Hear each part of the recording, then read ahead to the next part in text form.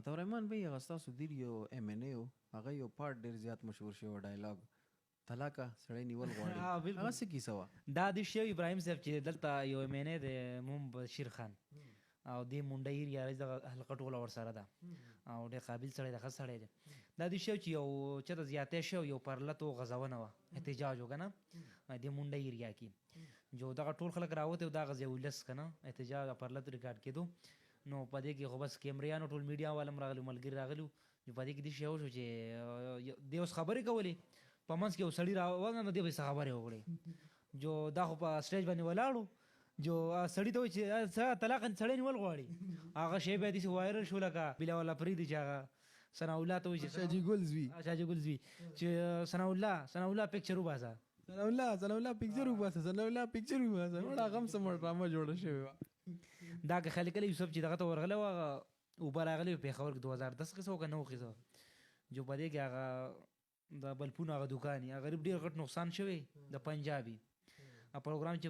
ډېر وایرل شوی مو یو هغه غریب ورته وایي څنګه چل دی چا نه غواړې که نه سترګې دې چاته دي جو دا څنګه چې ورته چې بھائی سترګې دې چاته دي هغه وایي کیمرامین ته جو خدای ته بالکل هغه پارټ ډېر زیات مشهور شو نو دغه شان دا پارټ دغه شان کرنټ مشهور شو دا څوک دی دا ایم ان ای صاحب دا کومې پارټۍ دی دا جی د پی ټی آی پارټۍ دی اوس خو سابقه دی ټیک شو او د دې لوړ دیر مونډۍ علاقې دی صحیح ده جی دغه ځای ایم ان ای دی نو هغه خو به هم چې کله دا سوشل میډیا لیدلی نو دا پارټ چې ورته راغلی نو هغه به څه احساسات و هغه ټایم کې سم به ورته خندېدلی نو یاره بس سم تشویش نه شو بل نوم یې پکې پیدا کړی دی لکه اوس خو ښه پیدا شوی دی بالکل پیدا شوی دا دا یو ډایلاګ د نو بس پته یې ورس خلک وډم ورکوي